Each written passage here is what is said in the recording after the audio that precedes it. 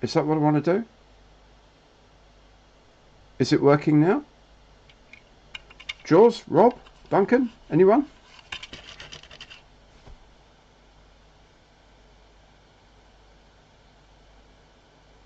Let me know if it's working or not. No, that would be daft, wouldn't it? Let me know if it's working.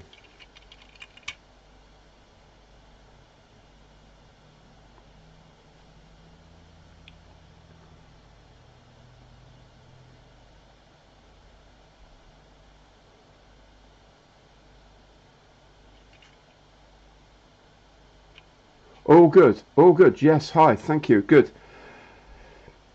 Part of me thinks I should do this more than once a month because between visits and doing this, I forget how this blasted software works.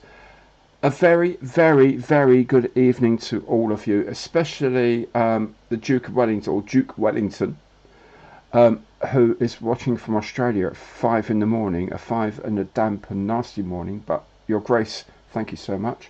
Thank you all so very, very much for joining me. Hi, Nick Johnson, Mystery Box Nick, great to see you. Great to see all of you, actually. Yeah, working out. Yeah, woohoo! Fantastic. Canada, Barry, Canada, welcome, Canada. I have relatives over there. Beautiful country. Jake, hi, how you do? Yes, twice a month. Yeah, yeah. Do you know what, Nick? If it weren't for the fact that the last Thursday in every month is my local club night, then I might well do that. But hey, maybe a different night of the week. Interesting idea. Interesting idea. Adam, how you doing, my friend? Good to see you. Hampshire Mud Hunter. Wednesday workbench. Oh, yeah, that's an idea, actually. Do you know what? I'm going to work on. I'm going to figure out maybe the last Wednesday. Or no, the third Wednesday. So the first Thursday we do this, and the third Wednesday we do something else. Don't know what, but we'll do something else. Spruce and Glutes. Oh, you've been working on the Hobby 2000 Harrier. I really like that kit. I really like it, except the one thing I didn't like was the very, very, very lacking weaponry. I mean, a couple of sidewinders and that's it. On a Harrier, I mean, it's terrible. Someone does a Mark 80. Well, what's it? The Paveway 4 that they use. And I got in touch with them and said, that's lovely, but can you do a CRV7 so that it can do the full loadout? And I haven't heard back from them. But anyway, hey ho. What about a Saturday night? Do you know what? That's not impossible. Couldn't do this Saturday. Here's a funny thing. This Saturday, I'm going to my school reunion. Okay, secondary school reunion. The 50th anniversary of me going to school. 50. 5 0 years. Oh my God, I feel old.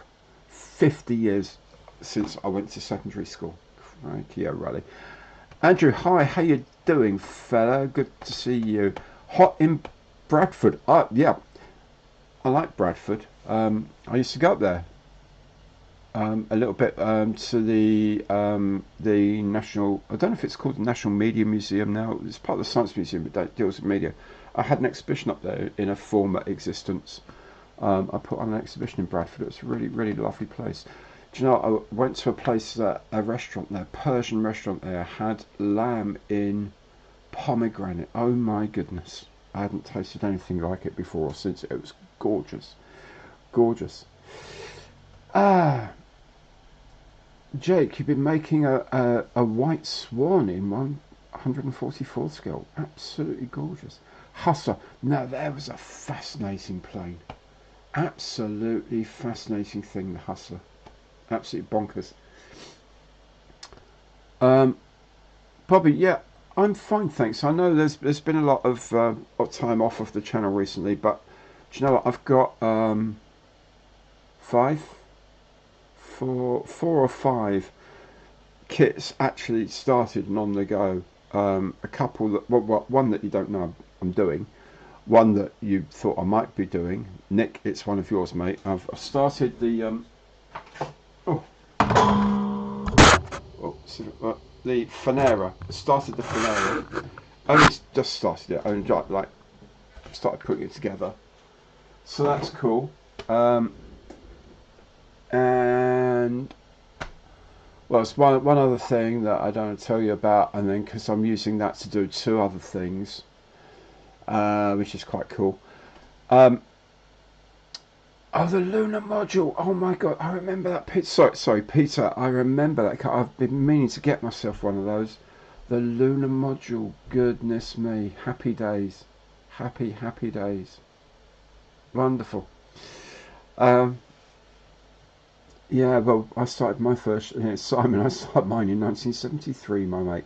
And you know what? There's a guy going who I was we were really quite tight during our school days, and then he moved up to Nottingham, and yeah, got married. I haven't seen him probably in 25 years, I'm guessing, and he's going. And another mate of mine who's is also I haven't seen a very long time. Actually, probably since my mother's funeral or something like that. It was not a great occasion. But another guy, he's a proper airhead, PPL. His youngest brother is an IPMS member, and yeah, so that's cool. I'm glad you enjoy Monday Matters. I love Monday Matters. I really like doing Monday Matters. It takes most of my Sunday, but I love doing it. I just feel, everyone's got to have a little. You've got to have a little gizmo in this game. You've got to have a little USP, unique selling point, as they call it. And I think mine is Monday Matters. Well, two. One, it's Monday Matters, and two, I'm pretty rubbish at this and very ordinary. I'm not like Plasmo or one of these artists. I just make stuff and see how it comes out. So cool. Mark, Mr. Concord, you were waiting in the other room. Yeah, that was probably my fault. Again, apologies. I haven't used this software for a month, and goodness me. Leslie, I'm kind of glad you enjoy Monday Matters, and I'm kind of sorry it cost you a fortune, but your local model shop, support them, support the hell out of them because they're brilliant. I love them. Oh,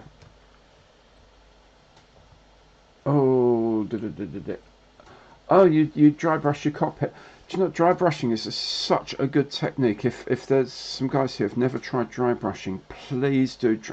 I might do a little video on it at some point because it's such a simple technique, and when you get it right, when you get the feel for the paint right, you can just go over something and suddenly, whoomp, all the detail just leaps out.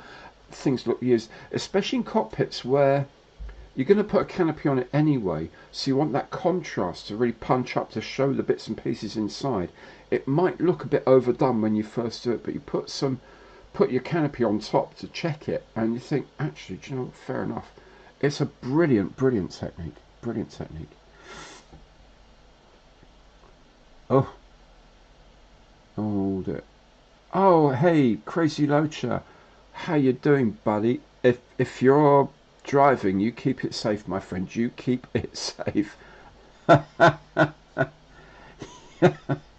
Yeah, hit the bell and wash your hands. That is sharp advice, my friend. Okay, Nick went to your class of '68 reunion last Sunday.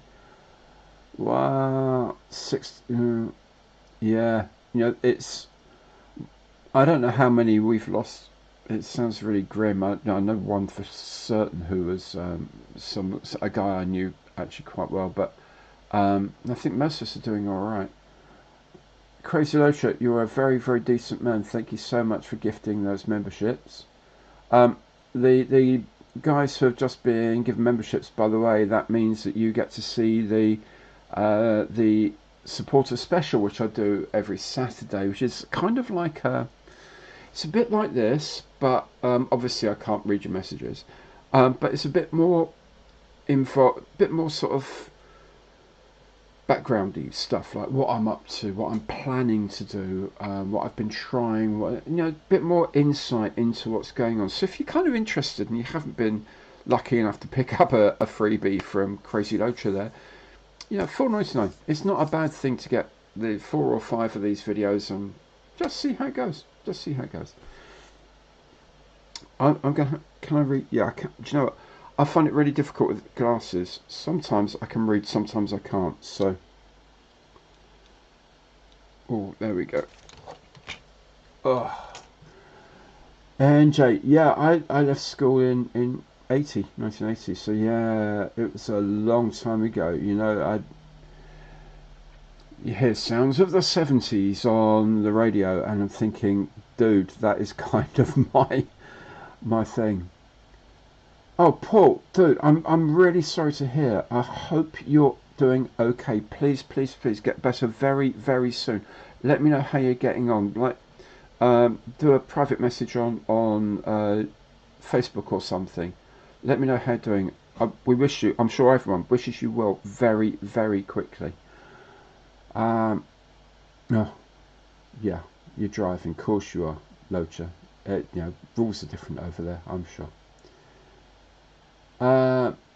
Hey, Uxbridge UK, IPMS Chiltern model show this Sunday at Biggleswade. What is that at Biggleswade as in Shuttleworth, or Biggleswade as in just down the road from Shuttleworth? Tell everybody, and I'll shout it out as well. ACF Nugget, how's it going? It's going pretty well, thank you. Thank you very much, sir. Joe, my good man, Joe Olmo, good evening. Joe, between you and me, I'm building one of your kits at the moment. Don't let anyone else know, okay? Just between you and me. Locan, FX Ferret Scout Car. Amazing. I did have that on pre-order, but then I got a bit fed up with pre-orders, to be honest, in terms of YouTubing, because it never seemed to turn, my pre-order never seemed to turn up quickly enough. And then I thought, what is the point trying to break my neck to get the first unboxing out? So, what's happening? I've been offered this stuff set by someone else for free, and so I just wait till they turn up and then they get here, and then I'll do a box opening. But I'm so glad to see it out. So glad to see it out. Yeah, absolutely. Thanks, guys. Yeah, really, really do, Paul. He's such a good lad, Paul, and we do send our very, very best wishes to him. Peter Lowe, how can I send you a photo of the lunar module, Gary? Okay, you can, if you do Facebook, then go onto Gary's Friends Stuff, and you can drop it into there. You can put it on Twitter or Instagram with the hashtag. If you use the group build hashtag, which is hashtag EquinoxGB 2023, you can do that. Or if you just want to send it to me, then my email's on the website. Anyway, it's stuff@GarySEvans.com. But check it out on the website. It's all there. If you can't, just then give me a shout on the comments later on this video, and I'll get in touch with you again. Oh, the Weatherly Centre, right? So anyone in kind of southern England, North London, South London, hey, it's not that much of a trip. If you're within easy reach of the Shuttleworth collection, right, then you're within easy reach of Biggleswade, which is where the Chiltern model show is. On Sunday, the Weatherly Centre, Eagle Farm Road, Biggleswade, SG188JH. Get up there, support them. Fantastic idea. Simon, you had a great weekend at the Medway model show. Yes, I know you did, because I saw like the 120 pictures on Facebook. It looked amazing. I mean, properly, there were some incredible builds there. And a great, really nice sort of surrounding, the Royal Engineer Museum. Great surrounding. Amazing effort. Yeah, Andrew, and yeah, Mark, 84 straight into being a postie. 70s and 80s were great times for music. I'm afraid to. I don't care what anyone else says. Everyone keeps, oh yeah, 60s you weren't there, you didn't. Blah, blah, blah, blah, blah. 70s, my God, psychedelia and all that starting it off. Through to the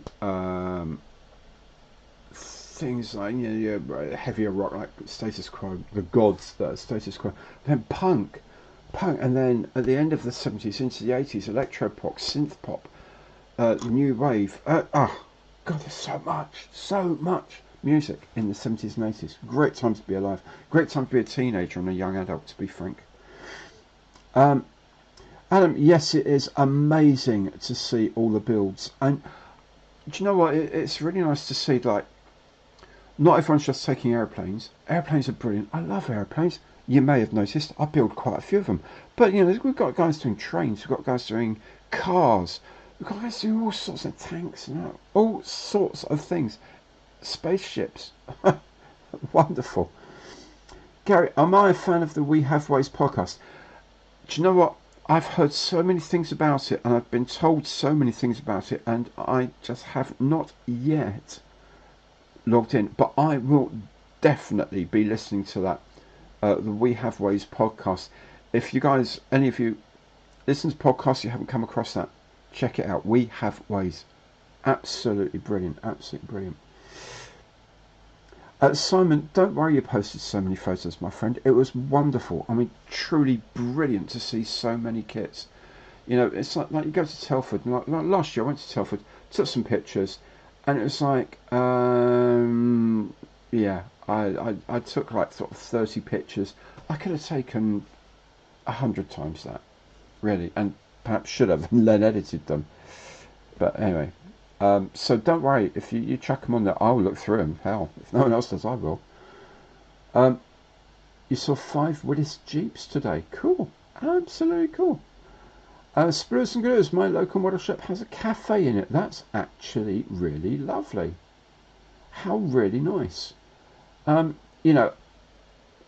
big on saying, supporting my online affiliate programs and it's great. If you're going to order stuff from, say, Airfix or Humble or whatever, and you use my link, that's fantastic. Helps this channel enormously. But honestly, I would prefer if you have a local store to support your local hobby shop, because they are the lifeblood of our hobby. The people who work in them, when I was growing up, the people who work in hobby stores were the ones who, they sort of guided me. If I had a question, they could answer the question. If I, should I use this paint or this paint, they would give me reasons why I should use different paints, all that sort of thing. They would do. They are absolutely crucial. And if you've got younger people in your family or your circle of friends and you want to encourage, take them along to a really good model shop and let them chat with people there, because a lot of them are brilliant. I mean, truly brilliant at inspiring younger people.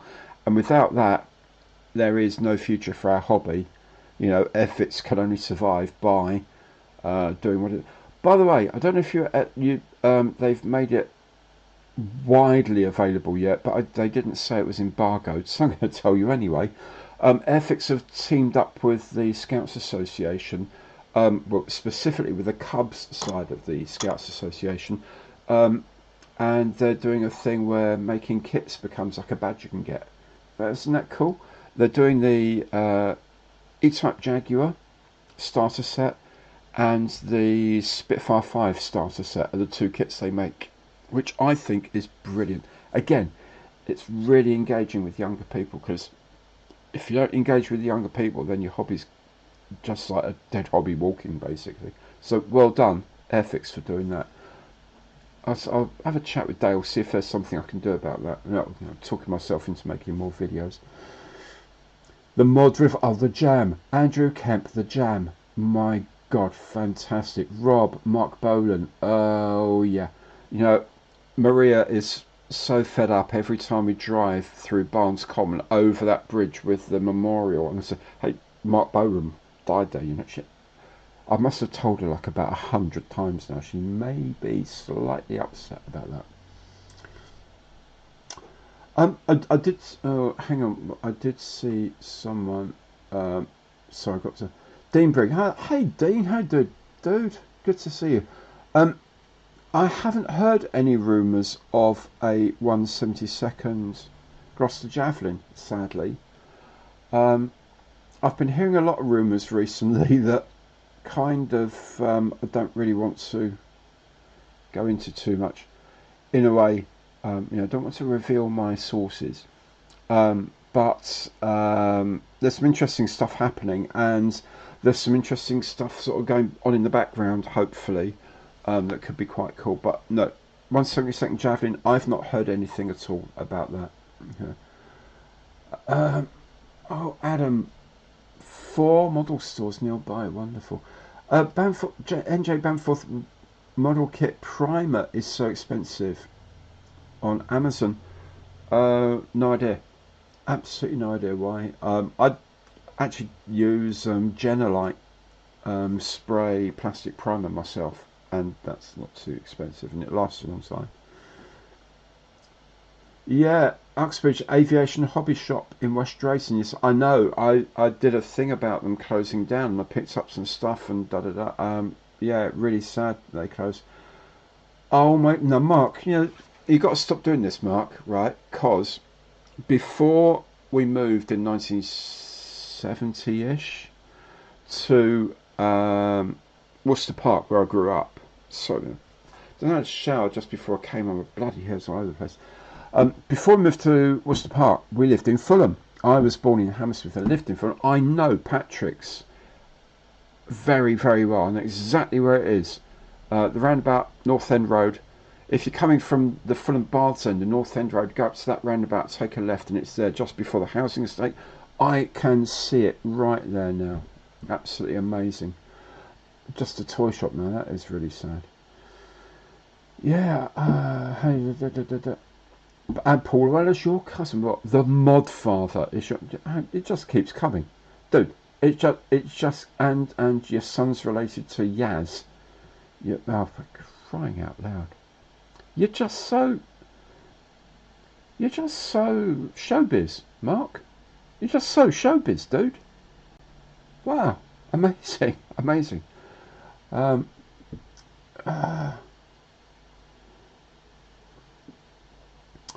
you can also probably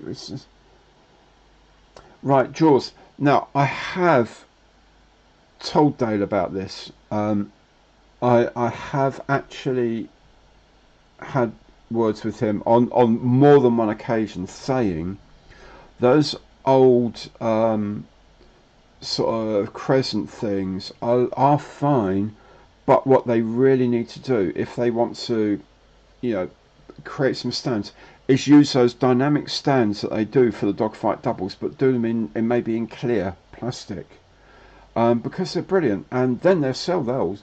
I don't think they're sort of selling those crescent ones very much, but proper dynamic ones that you can hide with things as well. I think they'd sell really well. And the last time we discussed it, he did say, "Okay, I'll have a words with a few people." So you never know.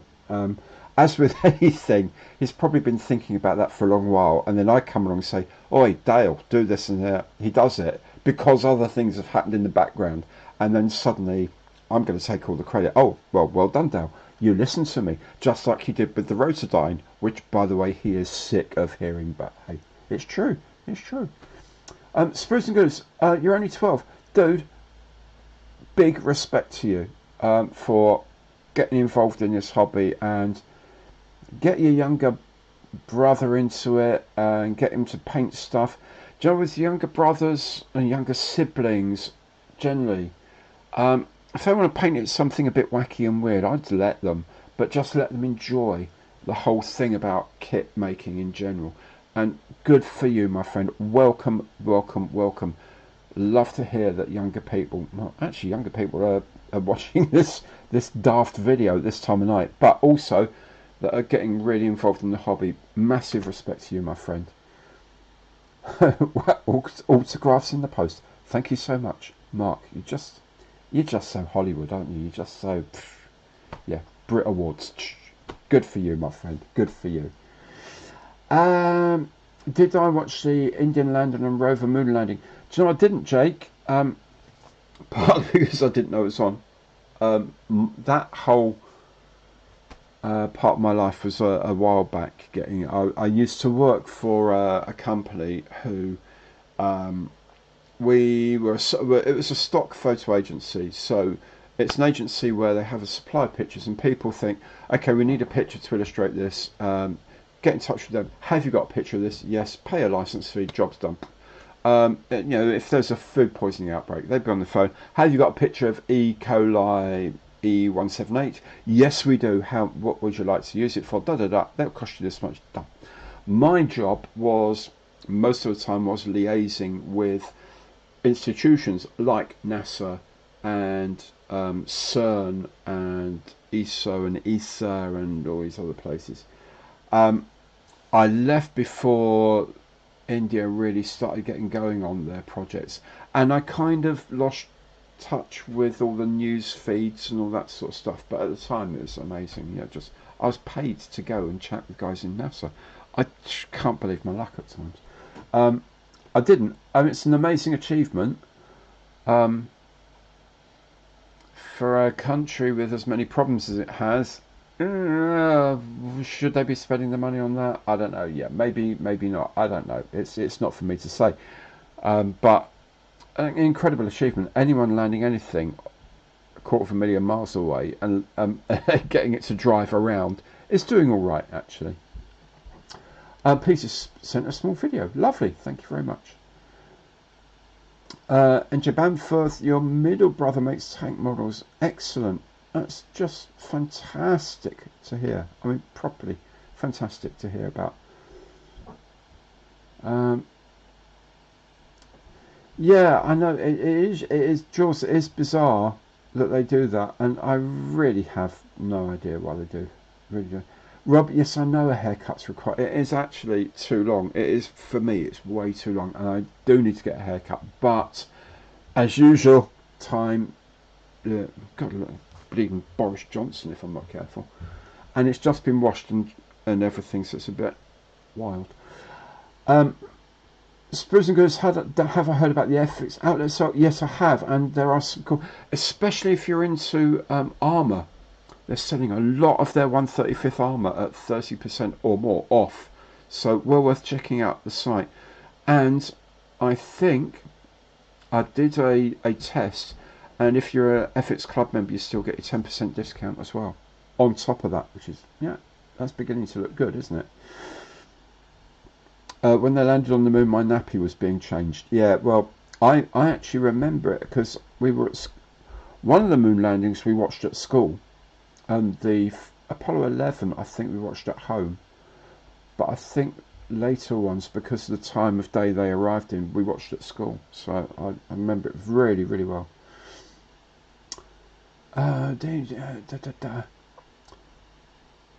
Yeah, Dean, Midland Air Museum in Coventry. Yeah, excellent place. All these museums, we really need to.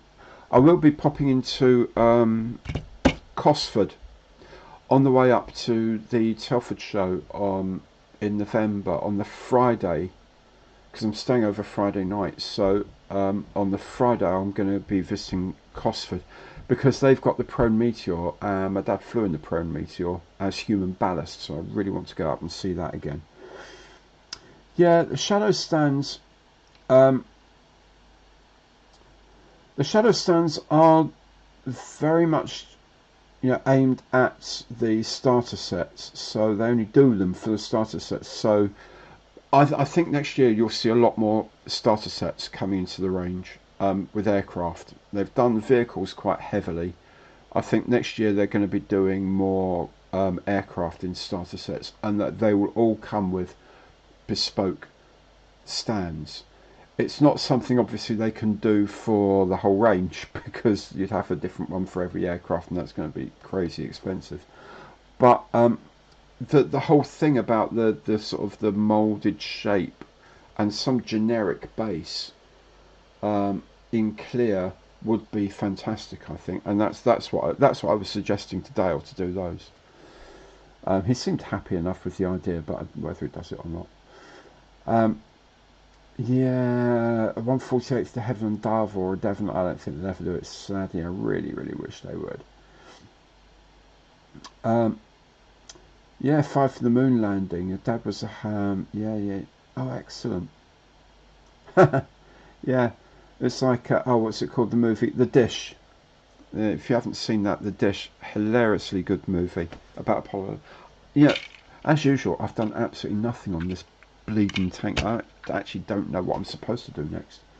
Anyway, I wish, do you know what, Mark? I wish they'd do more airliners, and the reason why is I've done some projects with things like 800 Squadron Project, which is all the planes 800 Naval Air Squadron flew.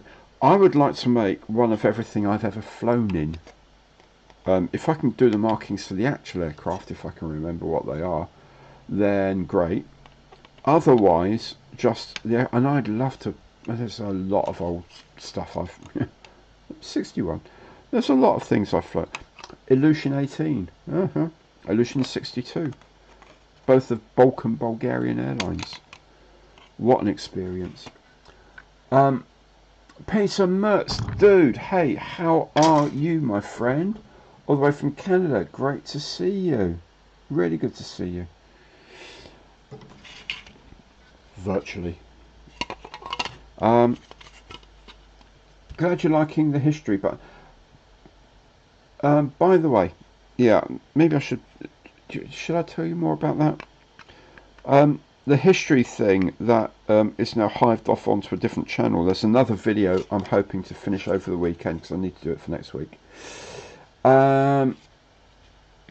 Yeah, it was kind of an idea my stepson had, and when you think he's got 315,000 subscribers, you kind of think, well, if he wants to do something, it's probably a good idea to try it at least. Because he wants to diversify into doing things like history and which is grand. And so he said, well, look, you do this for me, and we'll put it online and see how it goes. And we did that. And he's not kind of that enthusiastic about doing more because I think it's done about 10 or 12,000 views, which to me is a lot of views, but it isn't to him. So, hey ho. So I thought, you know, rather than just waste all the effort of finding a formula I think works, why not just do a few more anyway? You know, and I put it on my channel, and then a few people said, you know, is this really the right place for it? And it isn't. You're right, it isn't the right place for it. So I set up another channel, and I know a lot of you have subscribed, and thank you very much, those of you that have. And there's going to be more videos. As I said, next one is going to be, I think, the beginning of next week. And yeah, I'm going to make about one a week and just see how it goes. And if it does well, then great. I'll just keep making them. If it does really not well, then after a while I'll give up and do other things. But I think it's a good idea. Yeah, just me. Jake, you built an Egg Zero recently. Amazing. Absolutely amazing. I just love egg kits. Do you know, it's one of those things that, you know, every now and again you just think, and I've got you know, you have like these break glass here and emergency things people used to have. Well, I'm thinking I've got an Egg MiG-15 up there, and I'm going to put that behind a glass plate, and in case of Mojo breakdown break the glass, because, you know, glass everywhere, health and safety. I'll open it up and make a MiG-15 egg kit, and just get my mojo back, because they are just fun, absolute fun. Okay. Peter, don't apologise for starting something about moon landings. It's all really cool stuff, and to old people like me, it's fun to remember our youth. Sorry about the scratching. By the way, if there's like a hissing noise in the background, I do apologise for that. That's actually the fan on my laptop working mega overtime to try and keep cool. I've got the aircon on to keep the room down, and yeah, try and do that. HS125 is a great little airline clip. Jaws it is. In fact, I've got a Domini up there somewhere that I actually will make one day. Yeah, Derek, you know, exactly. If you don't try it, you never know. You know, if you know, a lot of people on YouTube who have properly made it, I mean properly made it, have started with an idea that took like years to pick up. I mean, Mr. Beast took like 2 or 3 years to go anywhere at all, and now he's like millions and millions and literally millions of views. You just gotta stick with it. I think most people after 2 or 3 years give up, frankly, and I can kind of see why in a way, but I think you just stick with what you think is a good idea as long as you can, and sometimes they just come out really, really, really well. Yeah, let's hope. Let's hope. Jake, sadly, no, I'm not going. I'd actually, mate of mine, the PPL guy I was talking about earlier, mate, he lives not too far away, and he keeps saying we should go to that. So maybe I'll arrange a boy to stay out with another mate of mine, and we'll go up there. But it won't be this year. But you know, in the future, we will. We absolutely will, because we all like watching aeroplanes as well. Lee, what about having an Equinox table at Telford? Do you know what? That's actually not about, obviously not this year, but let me look into that for next year. I'll tell you for why. Firstly, this year I'm going, I just want to be a bit more, how shall I say this? I want a bit more professional about my visit this year. I went last year for the first time, and I went with a really good mate of mine. I've known him 50 years. Sadly, he won't be at the reunion this week because he's got a wedding to go to. But I've known him 50 years, and he's my best mate in the world. And we went up last year, Boys' Day Out, and we had a great time. But I realised that at that point the channel literally wasn't half the size it is now. So this year I thought I've got to do it a little bit more like a job. So I'm going there for both days, staying over. So I kind of thought, yeah, do you know what? That's actually not a bad idea for next year. This year I just need to cover it professionally. Next year it's a possibility, but obviously it's not something I can do on my own. So with a bit more planning, maybe in the early part of next year we'll have a chat online, all of us, and we'll see whether we can do that and how we can go about that and see what we can do. I think it's a nice idea. I think it's a lovely idea to have it. It would be brilliant to have some of your builds there. But there's a lot of organising behind these things, I'm sure. But I'll also have a chat with my guys at the model club when I see them, and have a chat with them about how they go about things and what it all involves. But yeah, let's just see. Peter, going on holidays for a week to Lake Huron. Very, very nice, my friend. Have a great time up there. Great time. Nick, do I have a heavy bomber egg caster? No, I don't.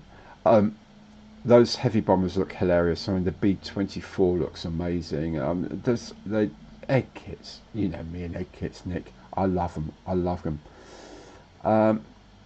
Jake, you're going to take your dad to the air show. My friend, what a great thing to do. I wish my dad was well enough to go to air shows again, because I went to a few of them. I used to go with him when I was like a teenager, and then in the last few years we've been to a few. We went to Dunsfold when the two Lancasters were flying together. That Canadian Lanc was over, and the Vulcan was still flying. Did a few fly pasts with 3 gnats. I mean, great times seeing it, watching planes with your dad.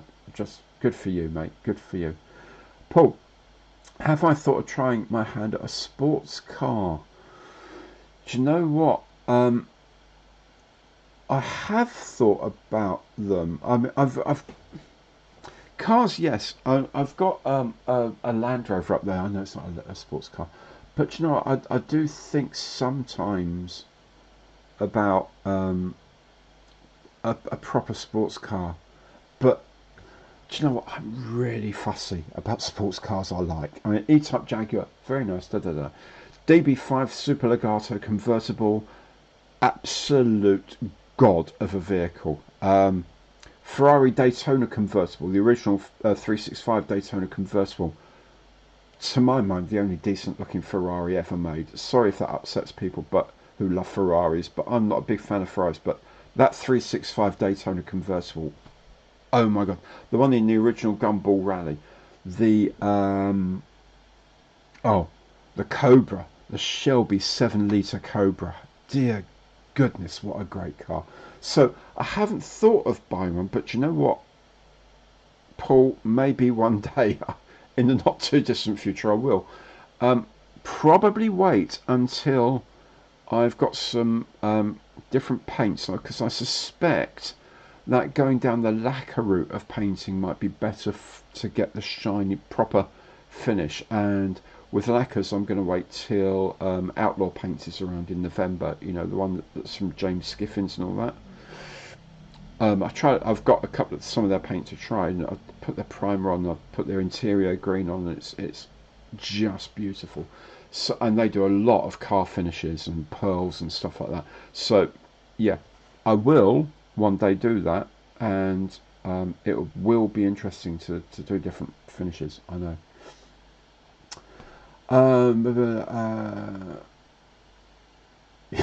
Jake, Himalaya 20s don't want to go into. You don't have to, mate. This is a safe space. You don't have to go into detail. You see, Nick, when you say, have you got one of these? And I say no, I kind of know that the next thing is, well, yes, soon we'll do. Nick, you're an incredibly generous man. Thank you. I'm looking forward to that. Peter, you just bought some egg planes. Ah, my friend, great. Well done. Well done. Absolutely lovely. Yeah, you mate, Mark, your Bez in Nevada. Yeah, Nevada's amazing. Nevada, Vegas, isn't it? We went there on our honeymoon. Actually, went to Vegas on our honeymoon. We got married in California, then drove through Yosemite and stuff to, and went through Vegas. Drove over the Hoover Dam, and then to Vegas. And Vegas, not my favourite place in the world, I have to say. But it's beautiful. It's desolate, but it's beautiful. Yeah, you will enjoy that. You will enjoy that. Yeah, Squadron Scramble. See what you did there. Rob, see a piece of moon rock. Yeah. There's, I think, in the Smithsonian in Washington, I think they've got a piece of moon rock permanently mounted there. Yeah, it's like this massive grippy thing underneath to hold it in place. So you can actually go and touch a piece of moon rock in the Smithsonian, which is a nice idea. Wish the Science Museum would do stuff like that, you know what I mean? Jake, yes, I saw the Lego. I've seen it online. It looks incredible. I know someone actually who I knew at school who is mental about Lego. I mean, properly bonkers about Lego. I will not be surprised if Mark, if you're watching, I know that you're going to get one of these. You put it on Facebook and I'll share it around. Adam, the perfect time to do a racing car is the anniversary of any races, or it was part of. Yeah, absolutely. It is. I mean, you know, oh God, I sound so old. I grew up with racing cars that looked amazing. I do remember, it wasn't racing, but I remember we went to Brands Hatch one time, Neil, my mate, and I, and They had like a historic thing. I think it was a 1,000 kilometre endurance race was on. But they had like a thing before that, and they had the Porsche 917K, the Golf racing colour. Oh my god, what a beautiful car! I like endurance racing cars. I haven't watched Formula One for a while, but it was okay. But the endurance cars, those Porsches and the Jaguars, and back in the day the Aston Martins like that. I photographed the Aston Martin Nimrod cars quite a lot when I was at college. I just really like endurance racing cars, and they're beautiful things. So yeah, if I find one that's like it's an anniversary of something winning Le Mans that I really like, then that's the kind of time I'll pick up on one. I'll research that. I know someone who might be able to supply one. So anyway. Nick, egg tanks are the best. Yes, they are. Here's my egg tank, and I've done nothing to it. What a surprise! I've been talking for almost 50 minutes, almost non-stop. I'm going to take not a break, but I'm just going to lean back here and point out this month's beer of the month is Citra from Oakham, a session IPA. Zesty, hoppy citrus. I really like Citra hops in beer. It's that lovely, refreshing edge to a real ale, and I love it. So this is the one I got today, thanks to my dear wife for getting it when she was out shopping today. So cheers, everyone.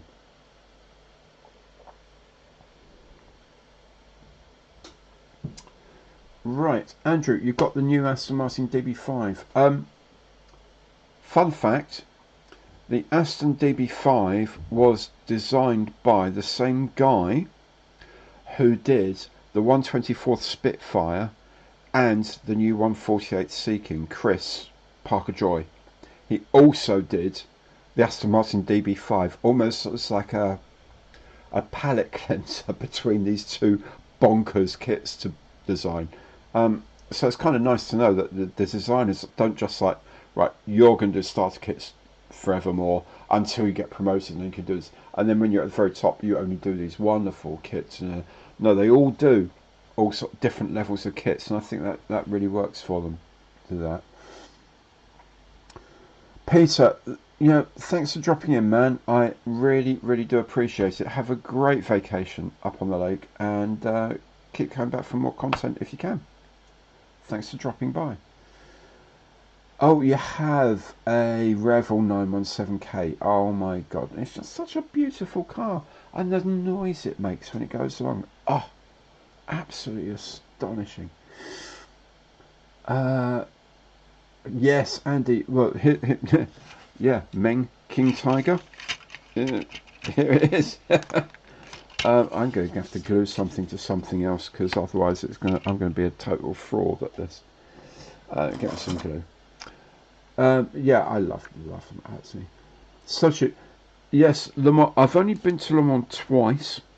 Once when I was at college, for various reasons, and the other time when I was working for Minolta, which then was a camera manufacturer, and we flew there. One of the sales guys and sales manager for Northwest region had a private pilot's license, so I drove up to Liverpool, met him at John Lennon Airport. We hopped into his, the Papa Cherokee he'd hired. Was it a Cherokee? Yeah, it was a Cherokee. And we flew down to Luton, picked up someone else, and then flew to Le Mans, watched the race. What a great experience. I mean, just amazing atmosphere, and the cars are incredible. We did that, then flew back via Jersey because the fuel was cheap. So we stayed overnight in Jersey. I picked up a load of really nice cigars, Royal Jamaican cigars. We had a good night there, and then flew back to Luton, then back up to Liverpool. as his kind of slightly unofficial co-pilot. Like a lot of people, I've done the gliding course when I was a cadet at school. I'd done a gliding course, so I could fly gliders, and I'd done another course or two afterwards. So I was actually quite a proficient glider pilot. I had a gold C, if that means anything to you.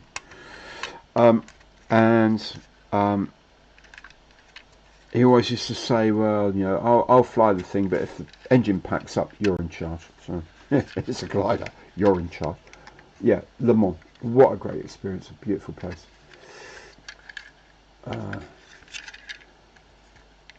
Paul Ellis, are you the oldest person on chat? Well, I don't know, my friend, because I don't know how old you are. But if you are, then you're very welcome, just like everyone else. This is not going together properly because there's something wrong with the with this. I've got to try.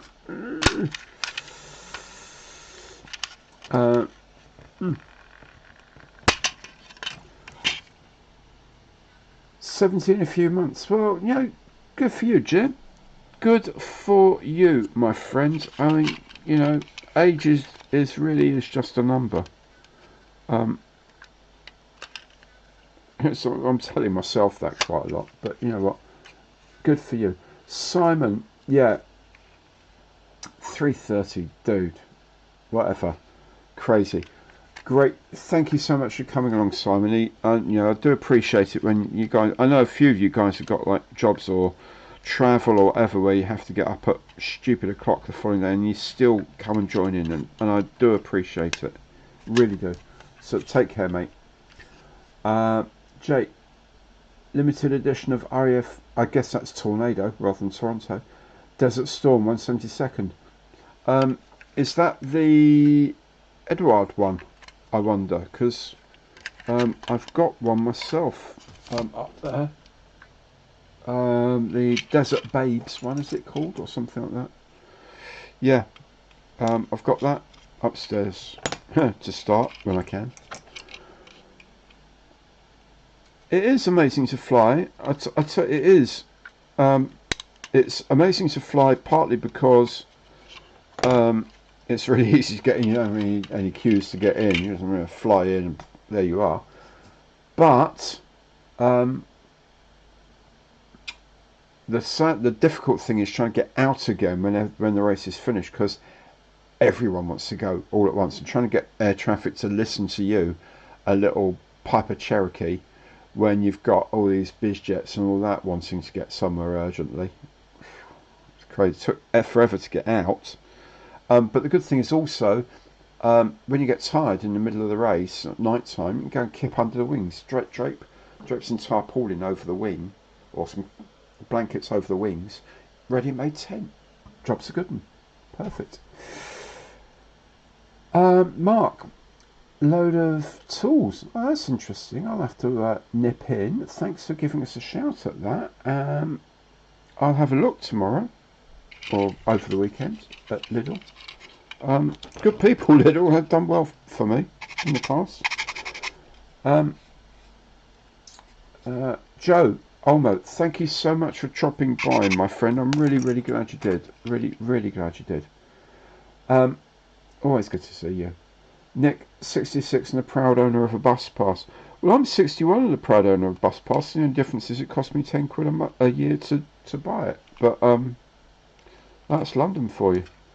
Yes, I got my 60 plus travel card, or whatever they call it. And it's brilliant. You know, you can't travel before 9:30 or whatever, but frankly, there's nowhere I need to go before 9:30 anyway. It's brilliant, really good. Yeah, nothing wrong with your hair, Gary. I'm sure it's getting wavy. Yeah, it's waving goodbye. Do you know what? It's not too bad. Not too bad. My dad, 93, still got a full head of hair. So I'm hoping I've got that gene in my system. There's not anything wrong with losing your hair anyway. It's just a strange thing. But you know, I don't mind. One way or the other, I'll be okay. Tony Burke, glad you could make it. You know, halfway through, it's no big deal. Come along. Rob going on a cruise up and down the coast of Croatia. Very nice. Very nice. We went to Croatia a few years ago. A place called Zavtrat, which is just down a bit from Dubrovnik, and you had to get a ferry. You get a ferry from Dubrovnik to the place. It was beautiful. It was a really lovely country. Really lovely country. Do hope you enjoy that. I like a cruise, actually. Yeah, not that kind of cruise. I actually like going on a ship and cruising around places. Big fan of that. Me and my dear wife. In fact, we're doing one next year. But it's, hey, got there eventually. Oh my goodness me, it took ages to. Being slightly distracted by doing it. That's my excuse. I'm distracted, therefore I couldn't. But no, hey, we've got the hull on the tank. How exciting! How beautiful it looks. How am I going to get the? I'm not going to get the tracks in, am I? Right, I'm not going to glue this in. I'm not going to glue this.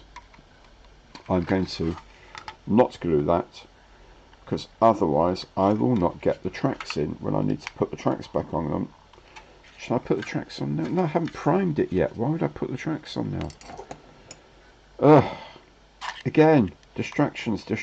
You wonderful, wonderful, brilliant people are distracting me, and I love it. Don't you worry about it.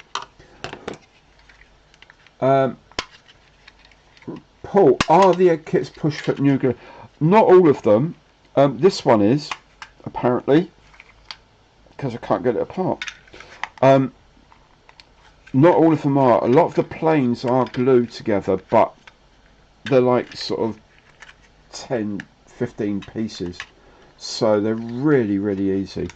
But a lot of, both the ships I've got up there and the this tank, this rather slightly annoying tank, are not. You don't have to glue them. You can just put them on, apparently. So, what else? Jake, yes, the Desert Babes, but yeah, it's a lovely looking kit. I've got, that's going to be one that I do. You may remember I did a video about the Zero. There we go. The Zero that I've got. That's I've done an hour, and all I've done is put that on and taken it off again. I'm going to do the top dressing of this. I've got a 148 Zero from Eduard that I'm going to do first as a background kit and just spend some time on it. I made it kind of a start of it the other day. Once that's finished, then I've got that Tornado that I'm going to do. So yeah, it's going to be amazing. It looks lovely. I've got some aftermarket for it as well. So it does look good. It does look good. Lee Edmonds, 66 next Tuesday. Lee, happy birthday. I don't think I'll remember to say it on Monday Matters, but happy birthday anyway, my friend. Grain. Derek, yeah, you're only 6 years away till you get your bus pass. You know, these bus passes. Well, if you're in London, it's a travel card. So you've got the bus, tube, train, so everything. It's really good. 10 quid a year. It's absolutely fantastic. But you know.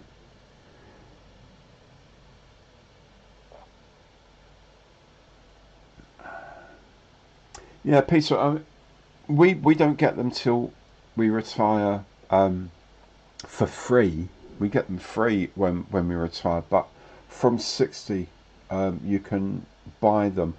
I think it was something to do with back in the day the retirement age was 60 for women and 65 for men. Then it kind of harmonised, and then it's gone up to 67, and then it probably go up to about 80 by the time I want to retire.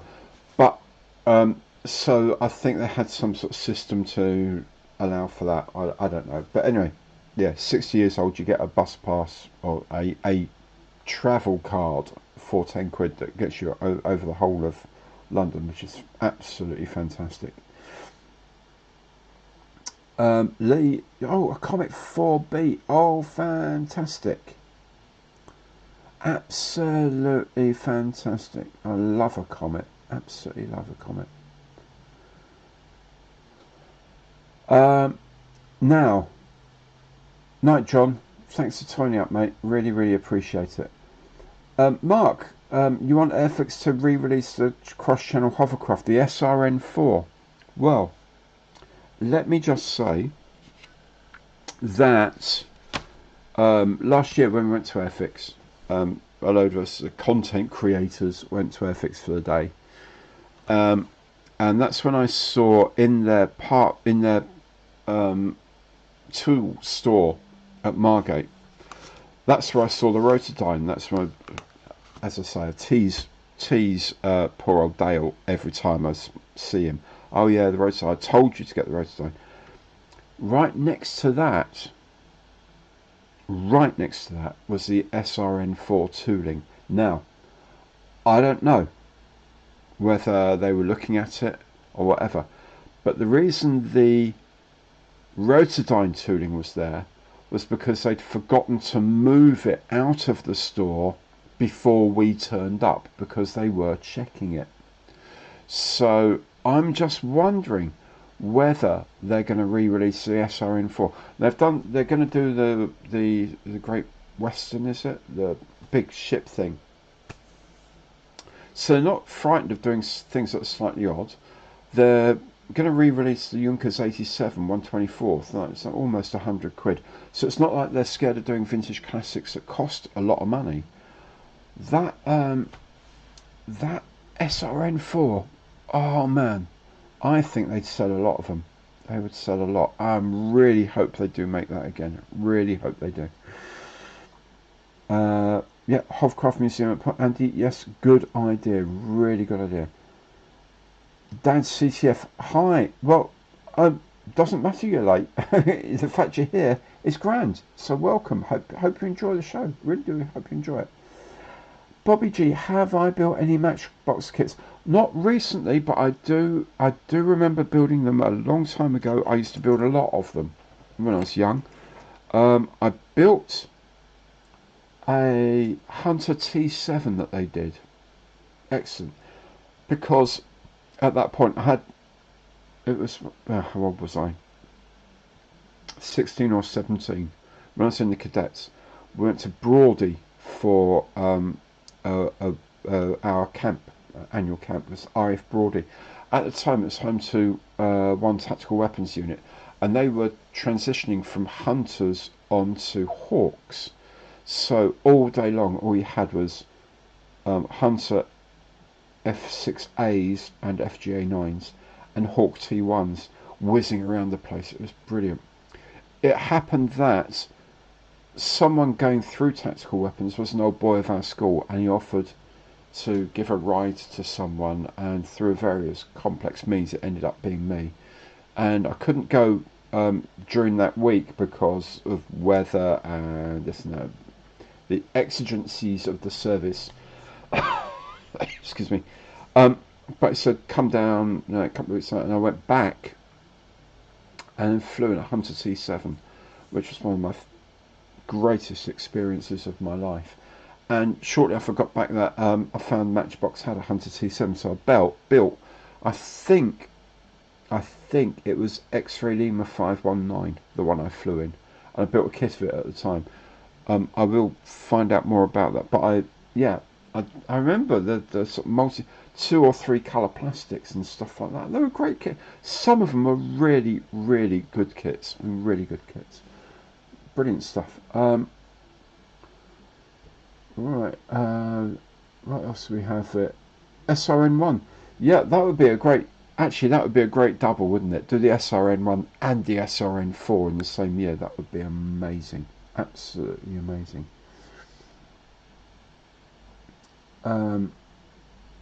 Russell Taylor, hello from Connecticut, by the way. Well, hello to you. I have many happy memories of Connecticut. Hartford. I went to visit a photographer in Hartford. I played golf at the Yale course, thanks to him. Actually, the Yale course at Hartford. Oh, beautiful, beautiful course. Nice part of the world, Connecticut. There was also a guy I knew who's an astrophotographer. probably one of the best astrophotographers I've ever known. And he used to work he did CT scans during the day, radiologists or whatever, during the day. I mean, quite high ranking one. But at night he used to take pictures of the stars, and he used to go to the end of his end of his driveway, and shin up a ladder and put a hood over the light at the end of the driveway so it didn't interfere with his picture taking. And now he's got a remotely controlled observatory in the Nevada desert or something. But great guy, lovely part of the world, really beautiful. Anyway, let's go through it. Oh, just got ferrets. Wow, well done you. Barry, local hobby shop person. Oh, what a fantastic thing. Excellent. Well, if they're really old, they will all predate the 73 or earlier thing. And even if they're reboxings, a lot of them will be. Take your phone with you. Check it on scale, mates. You'll find. FX Panzer IV Vintage Classics. Excellent. Same there. Peter Lowe. I'm glad you enjoyed it, Peter. Do you know what? I enjoyed doing it. I just wish there was a way of two-weighing it a little bit better. But anyway, thank you very much. Do you know what? I hope you watch it knowing that I don't always know how to make a kit, but if I'm going to make mistakes along the way, and I'm going to point them out to you that I've made this mistake, and this is the way around to work around it. I'm not going to show you how to make it perfectly. I'm going to show you how I made mistakes and how I got round them, so you don't then make the mistakes. I hope that's how it works, because I'm just an everyday builder, just like all of you guys. But I'm glad you watched them, and if you have fun watching, that's even better. I really love it.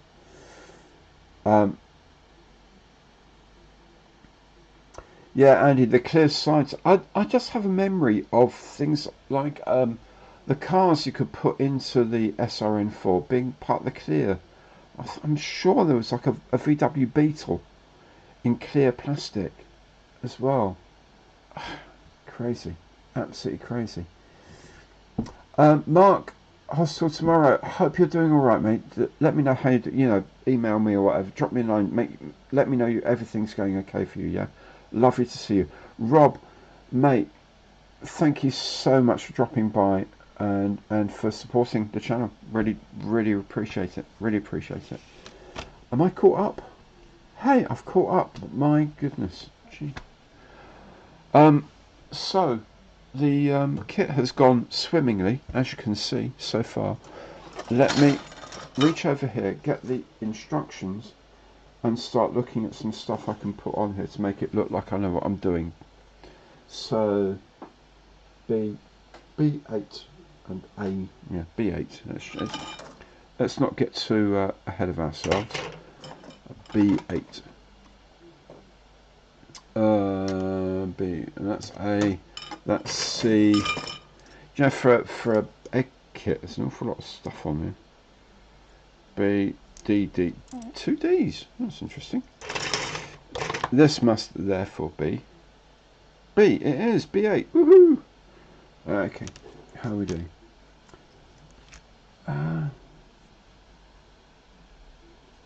Mod Podge. I've heard of this Mod Podge stuff, whatever. Yeah. PVA, definitely. For clear, I use, thanks to Dane Stewart, who sent me some, this stuff, aka Crystal Magic, for clear parts. It works really well. And the good thing about PVA is it's almost like a filler as well, so it fills any cracks really nicely, which is fantastic. Comet 4B. Thus painting the sides, adding the decals, punching holes through the decals, then joining the sides together. Sound right. It might be right, as in that's what Airfix originally intended you to do. Does it sound right as in a sensible way of doing it? No, it doesn't. But Do you know what? Those old kits, they had some weird ideas. Um, yeah. Do you know what? I'd be tempted to. It's just my idea. I don't think off the top of my head. I'd be tempted to punch the holes first, put the fuselage together, and do your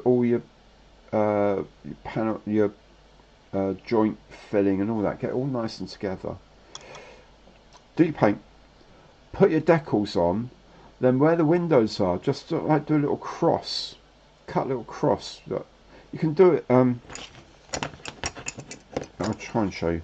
Like if you're going to think pink, pink, like that sort of thing. Not actually physically cutting across.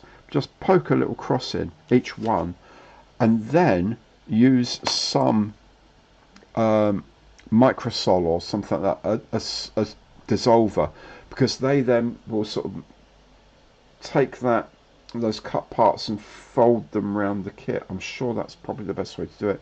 And then of course you can chuck in some PVA that sets clear to be glass if you want. Or do they provide the glass? I don't know on that. But if it's about punching holes in stuff, I'd do that first, and then get the decals to work with the windows rather than the other way around. That's just the way I would do it, because otherwise you'd be painting the thing, putting decals on, and then you'd be trying to sort out the seam. I don't know how you can do that. I really don't.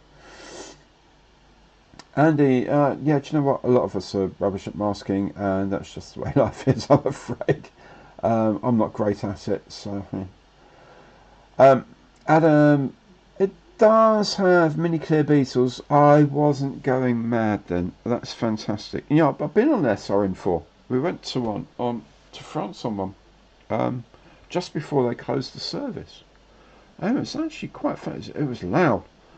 Man, it was loud, but it was quick. Oh, really cool. Really cool.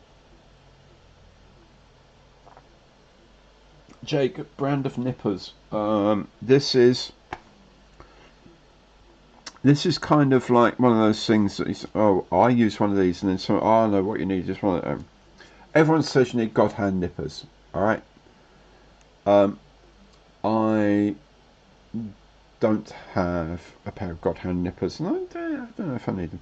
The ones I use are these little things, the brand Ruitul, or something like this.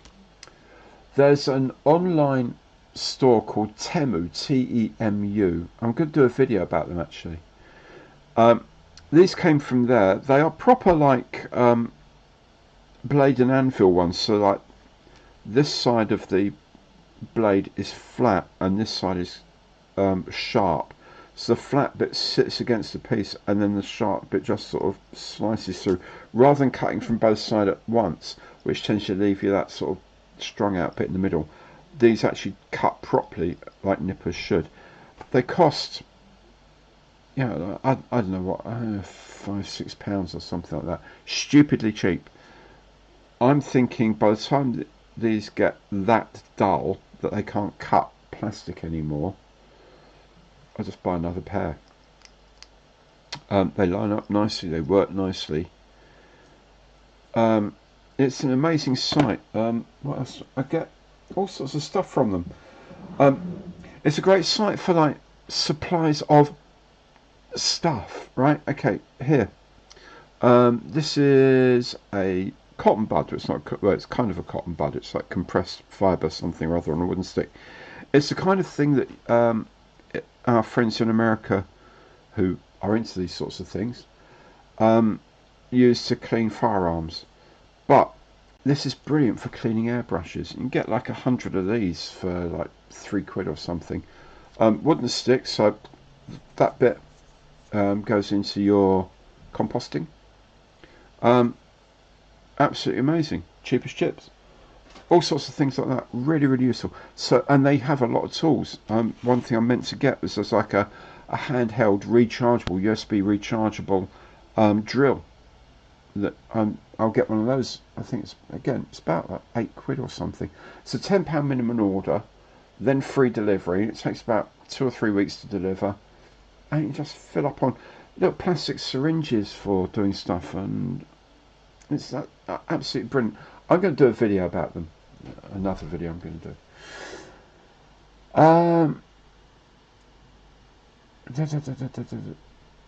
Gale Force 9 PVA. Okay, I'll check that out. Absolutely. Check that out. Tried painting decals on with vinegar as an alternative to Microsol. Amazing. Michael, yeah. I guess you could look up, because if any products made in the USA or sold in the USA, you have to be able to get there's a chemical thing that you can look up and find out exactly what is in it. You know, I'm pretty sure a large part of that is acetic acid, which is vinegar. So yeah, brilliant. Well done you. I'm guessing we're talking about the clear vinegar rather than malt vinegar, because that would just make it go brown. But brilliant. Absolutely brilliant.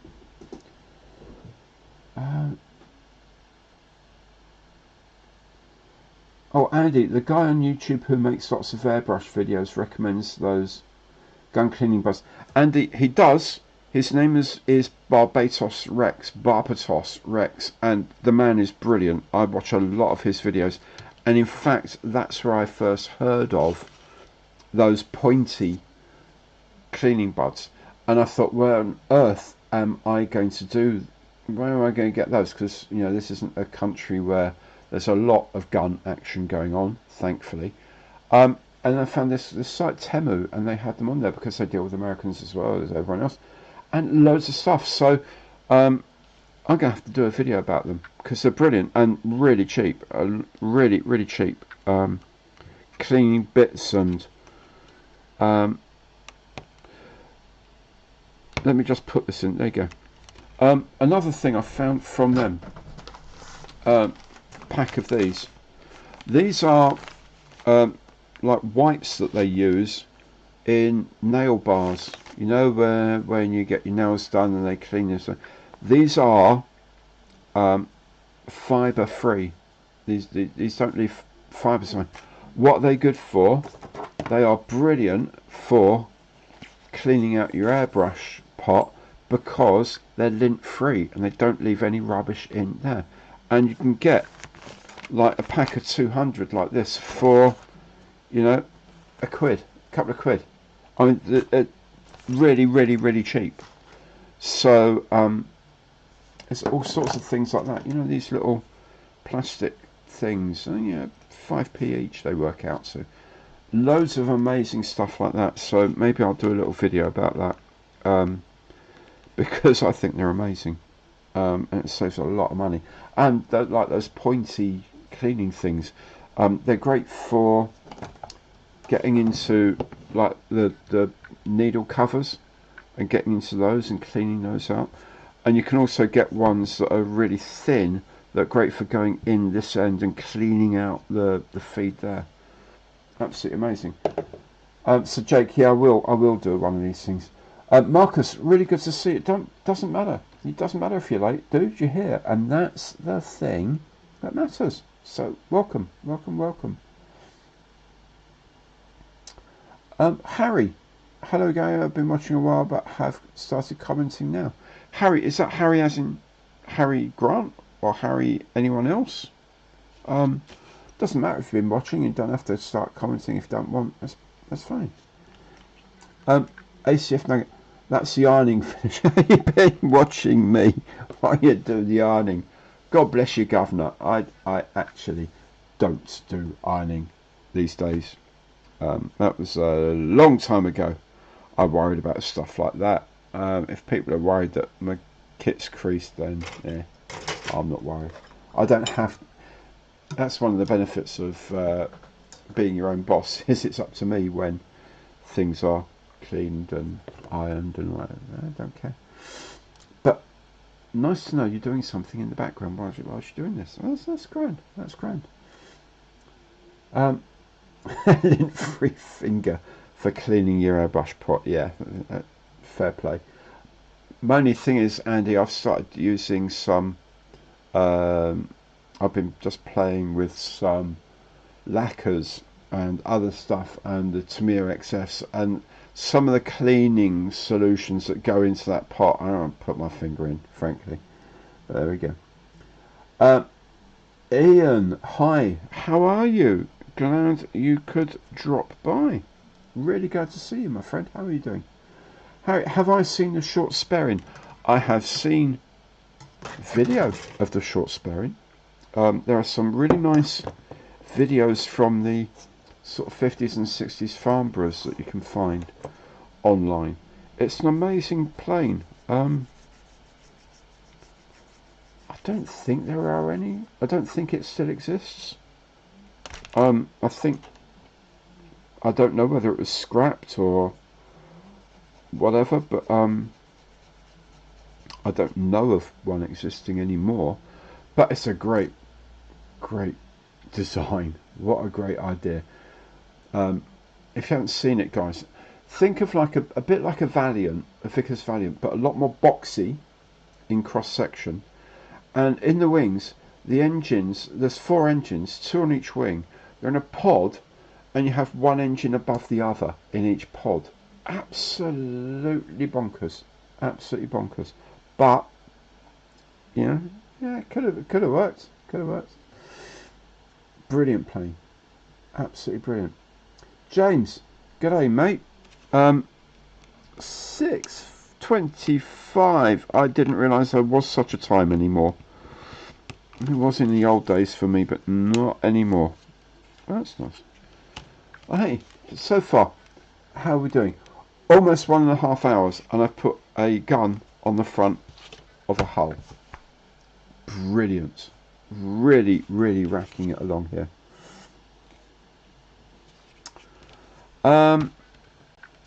Gavin, shorts always got their bottoms wrong.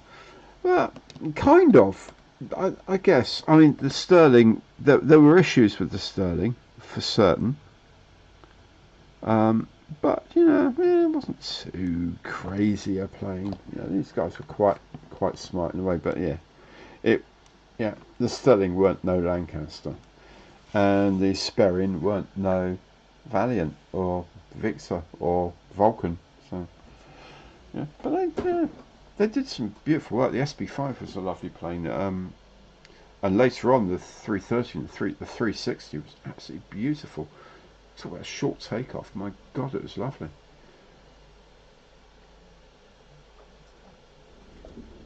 Excuse me, I do have to get the old vocal cords going. So I've actually put 3 pieces of plastic together, doing amazingly. What else has happened? Oh, right, I got a parcel today from the lovely ICM, including the Cossack 2 MRAP, which I'm really excited to be building that. It's a great looking kit. The tyres are like neoprene tyres, and the rest it looks amazing. The kit's great. It's got the digital camouflage, 4 different digital camouflage schemes. So that will be appearing, yeah, reasonably soon, I hope. But that's a great plane. And they also sent over the biplane set, 30s and 40s biplanes. So you've got the let me get this right. Heinkel 51, the U2, and there's a Japanese one, KI-10. Those, I don't know when I'm going to be able to fit those in, but you know, who knows. I do have 1, 2, 3, 4 other build projects on the go at the moment, so we'll see. We'll see. Yes, Shorts did make the Sunderland, which was absolutely epic, a brilliant plane. Jake Thompson, the one engine thing, so Blom and Voss plane, wasn't it? Blom and Voss BV something. Cannot get that into my head at the moment. But yeah, the engine on one side and the boom and the offset tail plane and the fuselage on the other, or its own little pod, as you like, on the wing. Absolutely bonkers. But they flew. That incredible. Thank you, Gavin, BV141. I knew that really. Yeah, Stirlings were hindered by the fact it had to fit into a standard hangar. I also said it had to be able to carry paratroops, which is why it had that quite square cross section. So that was a bit of a problem. The undercarriage for that Stirling, oh my god, if you watched the Italeri Stirling build I did a while back, that undercarriage, my goodness, absolutely bonkers. JB, oh, the feeds are Storch, lovely. What is the best gloss varnish to use before applying decals? Now, a guy named Gavin Booth, who has a channel on here, doesn't have a lot of support yet, but he is one hell of a builder and he's an amazing figure painter. He swears by SMS varnish. I use, at the moment I'm using, I don't know how long for because I'm kind of yes and no about it, is the Army Painter gloss. It's designed for airbrushes. You still have to let it down. It's water-based acrylic. You still have to thin it, but yeah, it kind of works. I'm pretty much still looking for a decent gloss myself, but if you're brushing, that's the SMS one is probably your best bet, I think, but other people may know better. I don't know.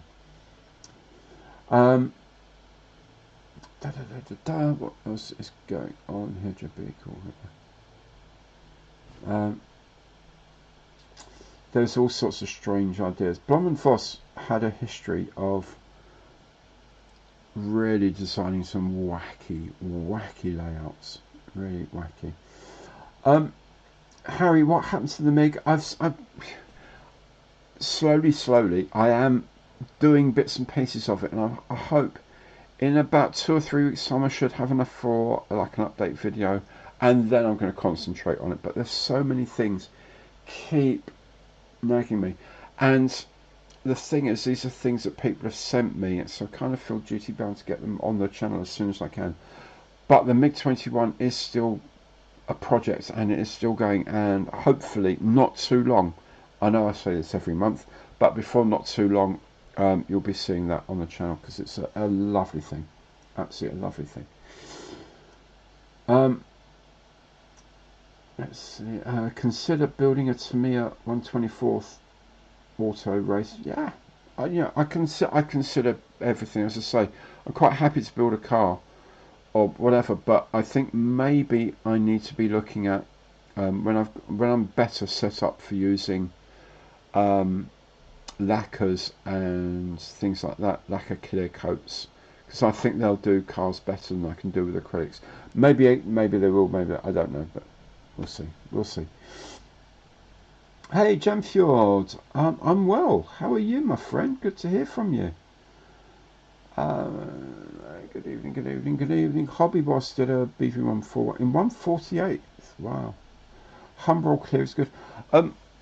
Nick, yeah, the Winsor & Newton, I use their matte, if I can find it somewhere. Oh, it's all gone a bit, oh, there it is, sorry, all gone a bit peaked on. Yeah, I use their matte varnish, and that's lovely. Maybe I should try their gloss as well then, because their matte is really nice to use. You know, when you've got, like, you've just done something, you've decaled it, and you think it's got to be a matte finish, you start spraying on the matte, and just like whoomph, that shininess just goes. But that's that stuff through an airbrush. Absolutely brilliant. just a little bit of dilution to it, and do the trick of spray it and then let the air from the airbrush dry it, blow dry it, and then spray a bit more, blow dry it, spray a bit more, blow dry it. Brilliant, absolutely brilliant.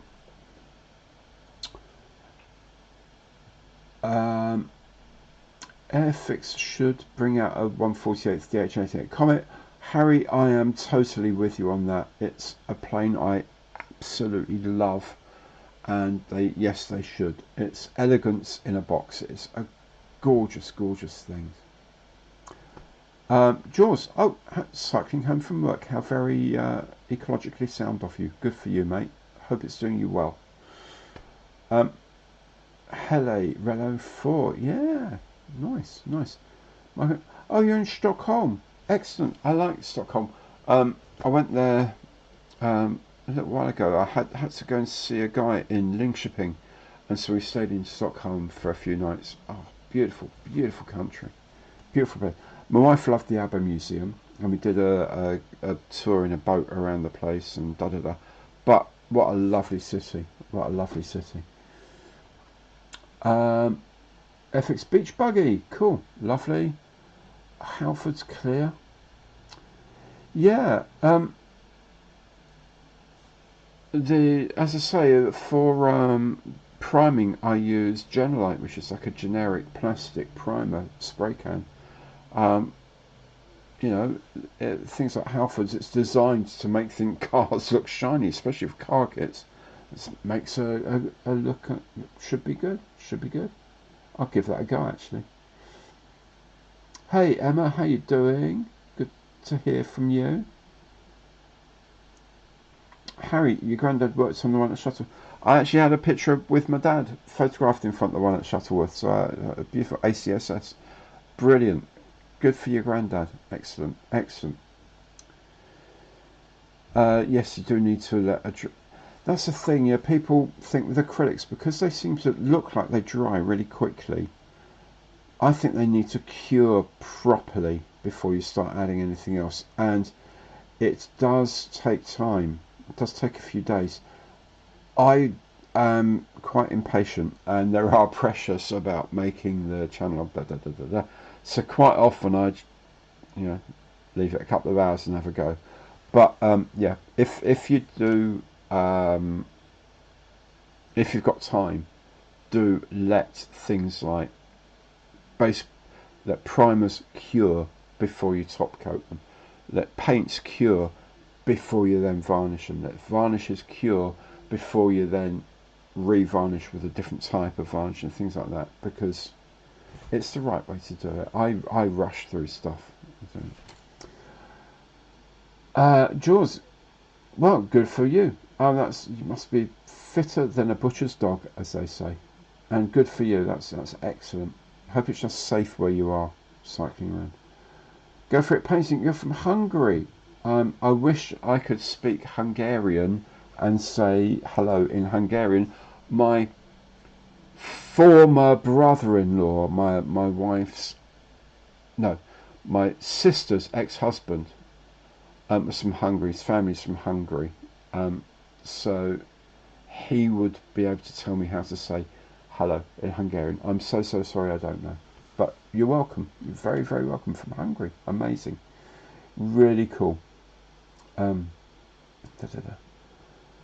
CF-100. Yeah, I'd like to see a CF-100. That's a really nice aircraft, actually. You ask 10 modelers for a recommendation, you get 10 different answers.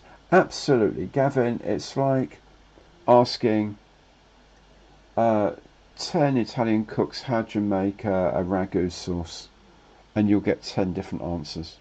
Yeah, you just got to try what works for you. What works for you is the right answer, basically. But sometimes people say, "Oh, try this," and you'll try them and they'll be rubbish. But eventually, you'll find something that works for you, and that's the thing. What works for you? Sometimes, this Galleria mat works really well for me. It might not work for you because of the way you spray, but something else that doesn't work for me will work for you. You've got to just try them and just stick with what you find out works. There's no right or wrong in this. It's what works for you that's right. And that's all you have to do. Yeah, Jaws, the Gen 1 Humbrol Red I have, my friend, I have had so many conversations with Dale about the quality of paints that get put into starter sets. He tells me now the new ones are all Gen 2 acrylics. I have to say I'm not entirely sold on Gen 2 acrylics either. They're better than Gen 1, generally speaking, but they're still not great paints sometimes. Some of them are lovely. Some of them are like, I cannot get them to brush or airbrush properly. I still have, I've never liked their silver. In enamels, in acrylics, and Gen 1 or Gen 2, they're still, it's a nice silver if you want to do high speed silver because it's so dull, but anything else, oh, man, I don't like it at all. But that's just me. Is the Humbrol 3D printer any good? I actually don't know because I've never used one. You're going to have to ask around and have a look at some other sites. I've never used one. It's not something that normally has appealed to me. Although a manufacturer has approached me in the last couple of days to see whether I'd like to review one, and I might well do because the pixel resolution of the print seems to be a lot better. The Humbrol one does seem to be a very much a starter one. I don't think the pixel size or what voxel size or whatever, the actual printing size is that good. But I don't know for sure. I think Moz did one on his channel. Check out his channel. I'm sure he had a go at one. There's a few around that have done them. So, you know, have a look around. I've not actually tried one, so anyway. Panzerman, you got your ferrets. Good, congratulations. Excellent. Ferrets, more than one. Good man. Yeah, you're driving one at 17 in Cyprus. What a great thing to do. Oh, they look like a lot of fun, to be honest.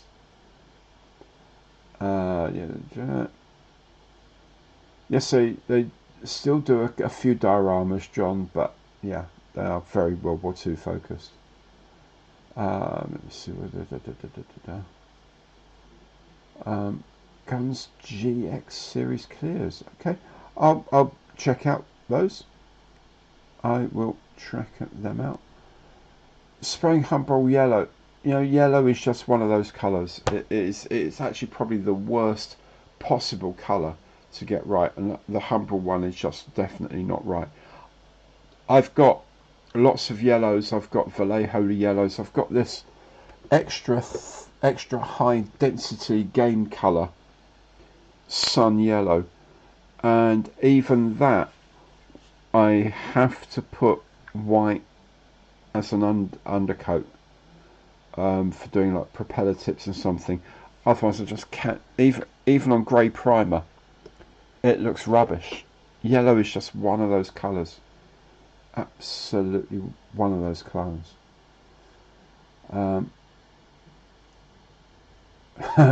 Yeah, cool. Have I ever thought about doing the FX 1/48 Canberra B2?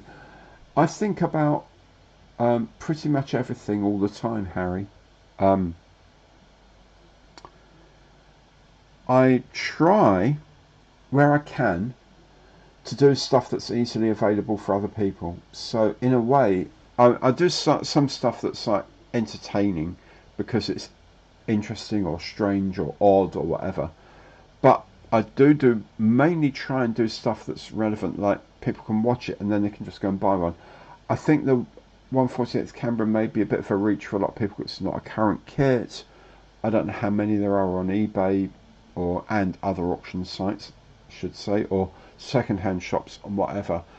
I would love to do it. I think it's a bit big and I'm not sure it would be something a lot of people ask for, but Yeah, never say never.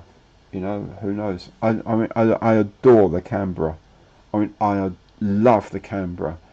Um, it's just one of those planes that we produced that was perfect the day it was built. It was perfect all the way through its life, in the way it flies and its handling and all the rest of it. I had the great pleasure to meet Beaumont a few times, who test flew it, and he loved it. Obviously, he loved the Lightning above everything else he ever flew, but he said the Canberra was a properly, wonderfully handling aircraft. He adored it, and if he likes it, then I'm not going to argue with him.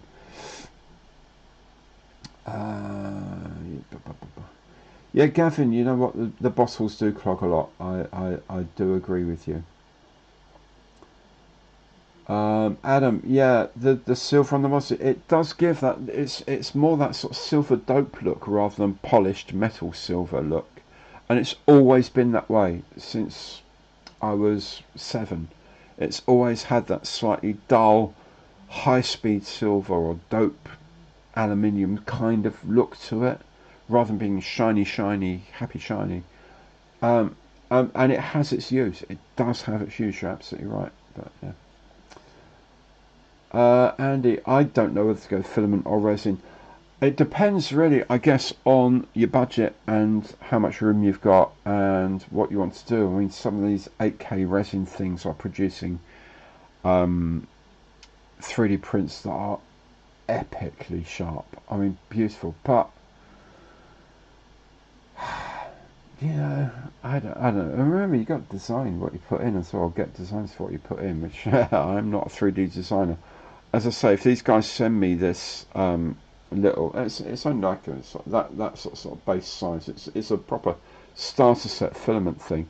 I'm gonna have a crack at building an f/24 camera in 1/24th scale for my Spitfire that I built last year, early this year, over Christmas and New Year.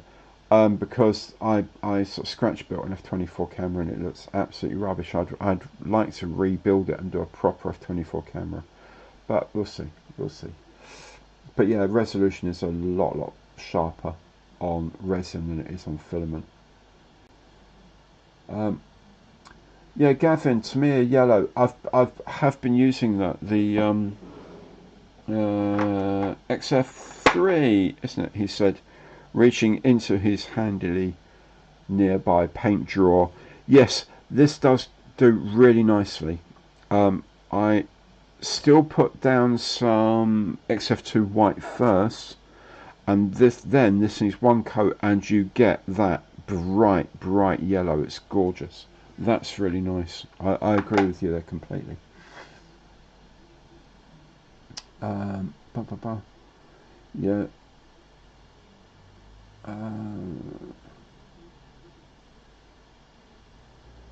Yeah, Robert. Do you know what? You know, you do learn about history. You learn a lot of things with this hobby, about a lot of things that actually do completely blow your mind. That um, you know, you look at things that you build a dam bus as Lancaster, and then you read about dam bus, and you realise how young these people were. Almost all of them very early 20s. I mean, really early 20s. The sort of people that car insurance companies now think are imperiling the lives of entire mankind, judging by how much they charge them for insurance, were flying Lancaster bombers night after night over Germany, and you know, apart from U-boat crews, probably the highest casualty rate. I mean, they essentially replaced the whole of Bomber Command in the course of the war, and these were really young guys, and to understand that is really quite humbling. And I think model making, if you take the time to look into the history of the things that you're making models of, it gives you a real appreciation for what these boys and girls did through the war, and in other eras, you know, test pilots and commercial pilots and all that. The skill and dedication is phenomenal and quite jaw dropping looked at from a modern society perspective. What young people did. I think Shannon was like 19 or 20. I think he could fly a Lancaster before he could legally drive a car. You know, these these were very, very incredible people, and not just then, in every sphere of life, whether they volunteered, whether they were conscripted, whatever. They did amazing things, and you learn that when you're model making. And incidentally, that's a reason why you, if you can, get involved with Models for Heroes, and um, send them kits, send them your Flying House Airfix kits. Check them out. Just check out their website, because there's a link also to their Amazon wish list. So if you're buying something on Amazon, you can then buy something off the Models for Heroes wish list and get it delivered. It could just be a couple of quid for a set of paintbrushes or something like that.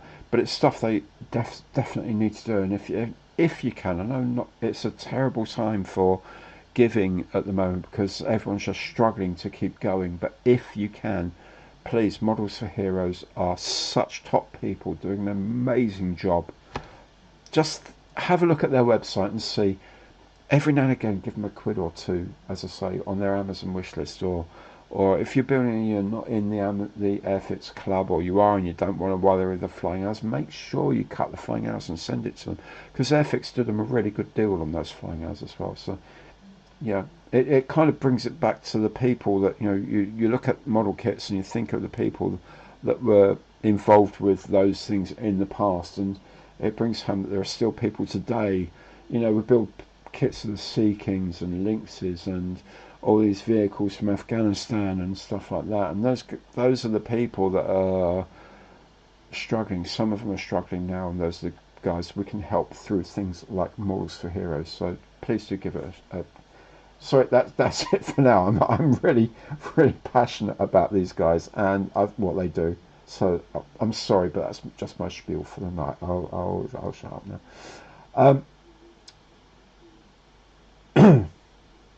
Oh, John D. Sorry, mate. Good night, mate. Yes. Pink as an undercoat for yellow works really well. It does indeed, Adam. It works really well for orange as well, as I found out on the Terra Cruiser. On the Mace Missile, I sprayed that with that Tamiya pink primer and then put the orange coat on top, and it looks beautiful. Really, really cool. Are there any models coming out soon you're particularly looking forward to seeing? Yes, the FX 148 Gannet I'm definitely looking forward to. And in the new year, the 148th Scimitar, Supermarine Scimitar from DBMK. Really looking forward to that. One or two other things as well. But those are the two that really take me, because Fleet Air, Gannet, just because it's an amazing aeroplane, and I love the double wing fold, and the Scimitar because it's in 148th. It's a plane that's been missing from a proper kit, and I know DBMK are fanatical about detail, and they're going to have it in about 8 different versions, decal versions as well. So I'm going to have 2 for the 800 Naval Air Squadron and the 800B Naval Air Squadron, the tanker one. Yeah, that's probably the kit I'm really looking forward to the most, is the Scimitar next year. Is having 135 Gundam models a problem? Frankly, no. Why are you asking? On this kind of forum, 135 of anything is models is not a problem, whether Gundam or anything. It really doesn't matter. Really doesn't matter. Dingy Young. Wow. Amazing guy. Didn't come back, did he? Sadly, on that one occasion, didn't come paddling back in his dinghy. Yeah, Rashnama, that they, every now and again, you come up to an era when people just go a bit crazy with stuff, and they're in a situation where crazy is good, as long as it might work. And you know, just look at Germany at the end of the Second World War. I'm building that Mistel kit. You know, crazy, but you know, it might have worked. And the Russians, yeah, they built some very strange armor. But you know, if they're in a situation where money is there and it's like, well, do whatever you like, as long as it works, yeah. And you know, I like weird stuff, so there's a lot of weird stuff coming out of Russia in those days. Yeah, Chris, John Derry. There were a phenomenal number of test pilots killed shortly after the war for very, very many reasons. If you read, as I'm sure you have, Winkle Brown's account of his own life, he talks about a lot of that, and there were a lot of test pilots killed for various reasons. Yeah, your granddad was a rear gunner. Obviously, he survived. 19 years old. I mean, yeah, my eldest granddaughter's 19, and I love her to pieces. But you know, you do look and think, you know, really, you know, can you not just join some dots here? You know, you do get very frustrated sometimes the way 19-year-olds think, and you think, yeah, you know, your granddad wasn't the same age, sitting in a Lancaster in possibly the most dangerous place in a Lancaster, night after night after night. Amazing, amazing. But you know, generations of difference. So, Jim, by the way, hello from Chicago. How are you doing, Jim? I absolutely love Chicago, let me tell you. Garrett's popcorn. Oh boy, you can smell it from like 4 blocks away. Oh my goodness. And of course, home to the well, not so mighty these days, but mighty Chicago Bears. Oh, great city, great city. The Gannet has contra-rotating props. Yeah, it does. I don't think they necessarily move, but absolutely the Gannet does indeed have contra-rotating props. Pretty sure. How many nations do I think will buy the American F-35s? Loads. They will probably sort of water them down depending on the country, but yeah, I'm sure they'll sell them loads of places. Harry, great for joining. Glad you enjoyed your first time here. The next one is first Thursday of every month. That's when I'm doing them. That's what I am doing them. 70 Fahrenheit here in the Midwest. Today was a 30 something here, 31ish, I think, around here. It was hot around here. So 28 is 82 Fahrenheit. So it's probably about 88, 90 Fahrenheit. Yeah, it's warm. Mind you, in Chicago, warm is not what you want. Windy, windy city, whatever, snowy, da da da da. But when it gets hot, oh my goodness, those skyscrapers. New York's the same. Those skyscrapers, and the air gets trapped in. Oh, nightmare, absolute nightmare. Jaws Winkle Brown, yeah, absolutely amazing guy, and what a pilot, Mark,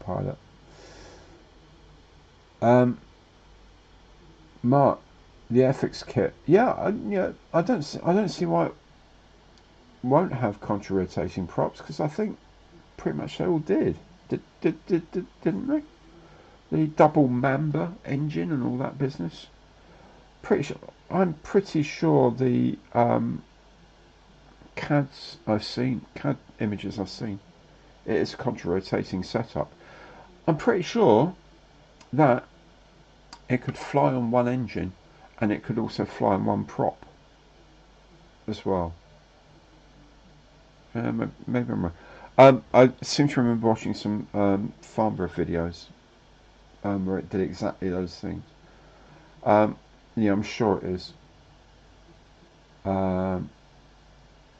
Yeah. Cool.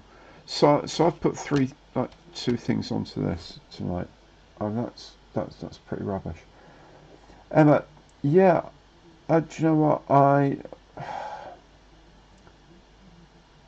Maybe it's called a double member for a reason. It could one engine could have driven both props, but I know it could fly on one prop, and you could shut down something and it would still fly. I don't know. When it comes out, I'll be looking into it and a bit more. But I do remember they used to have double contra-rotating props. Do remember that very, very well. Jaws, not to forget Neville Duke either. Yeah, absolutely amazing pilot. I mean, these guys were properly heroic guys. Um, they actually work. I don't think, Mark, that there's going to be like cams in it so that, if you move the one prop, the other one will move opposite. I don't think so.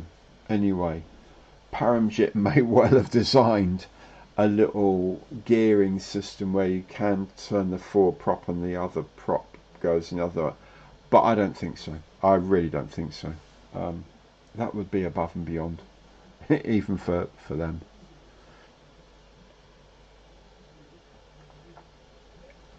Oh, dearie me. Anyway, what else has been happening? Oh, gosh, time's almost gone. What's been happening? Yeah, I've started on my Equinox build, my HMS Devonshire. Scared myself with the photo etch and resin I bought for it. I'll be doing a box opening on that very, very soon. I filmed it, I just need to do a few bits and pieces. What else is happening? I have got one paint review coming up, another paint review waiting on the paints to arrive, airbrush review to do, which I'll shoot while I'm doing one of the paint reviews. They're canny, you see. One, as I say, about 4 or 5 kits in production at the moment. So don't worry that I started doing that history thing. I'm not giving up on model making. Look, over my shoulder, I cannot give up model making without having finished all of that. Yeah, that's a good year's worth of kits up there. So I ain't going anywhere in a hurry. All right, I promise you that. It's just another thing I wanted to try. My stepson wanted to try with his kit, and whatever. And I've just hived it off onto a separate channel because I think that's the best way of doing it. But I'm only going to do one a week at the absolute most. So the rest of the week is absolutely going to be for things like this. Before you go, I just wanted to show you something. Oh, to prove to you that. Oh, should put these out here earlier. That prove to you that I'm not just sitting around doing nonsense. Hey, there we go. Figures. I finished my figures for my G7107 truck. This is the officer casually smoking a cigarette. There's another guy. I've painted him as a corporal. These are the figures that come with the ICM set. So video of this guy, the figure painting part of the experience is probably going to be up tomorrow. I've shot it all. I just need to edit it and do the front and back end of it all. So yeah, I'm still doing model making. Don't worry about it. FX have added more. Yes, they did add more to their clearance sale. There's quite a lot of cool things there. A lot of cool things. And as I say, I did try putting stuff in a basket and all that. And I did get the club discount as well, so it makes stuff really cheap. Some of the armour, they're doing a lot of armour, like all their King Tigers and stuff like that. Gav, yes, dude, I am still building my MiG-21. It's a work in progress. It is in the background a bit. I've got a lot of things I need to get out of the way because I'm being sent a lot of stuff. I'm a very, very lucky boy. I get sent a lot of stuff at the moment, and I kind of feel I have to put that into the system. But I do when I've got a bit of time, just sort of do bits and pieces of the MiG-21. Can I prove that to you? Have I got anything lying here? Let me have a look. Hang on. There's a MiG-21 MiG-21 instrument panel, for example, that is waiting for the rest of the cockpit to be done. So it is happening. I promise you, it is happening. It's just not going to be immediately, but it is happening. It is happening. Mark, hello, Lieutenant. Yeah, it is. It is. Hey, Lieutenant. Is what it's going to be. I just think it could be funny. I think it could be quite funny. Your Castle Wagons project's not started yet, but you know what? It doesn't matter. You got till the end, well, middle of October 21st. So take your time, as long as you're happy. As long as you're happy. Bobby, looking forward to my Devonshire. I'm looking forward to my Devonshire being built. Kind of looking at the photo etch and the resin, thinking I'm looking forward to someone else building it for me. But nah, you know what? It's going to be fun to do. I hope it works out all right. And doing a sea diorama for it as well. So fingers crossed. Everything should be fine. Look, guys, it's 10:05. I've got to go. I've got early start tomorrow. Boy, have I got a lot to do tomorrow. Well, I've got to edit the video for the figures. First of all, I've got to shoot the front of it. You can see my green screen back there. Got to shoot the stuff first, edit that.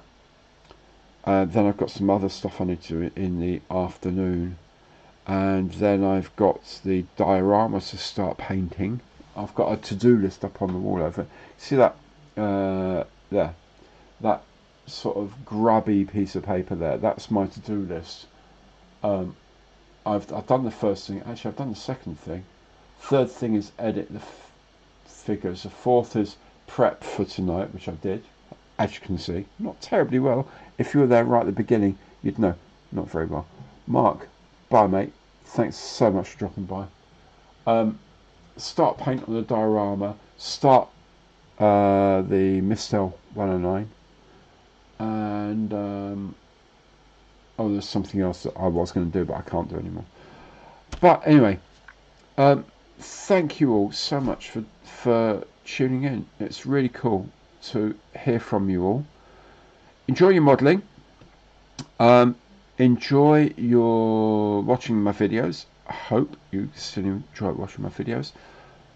If you're think of joining in with the group build, please do, and pump in your pictures on Facebook or Insta or Twitter or email, and I'll be showing more on Monday Matters.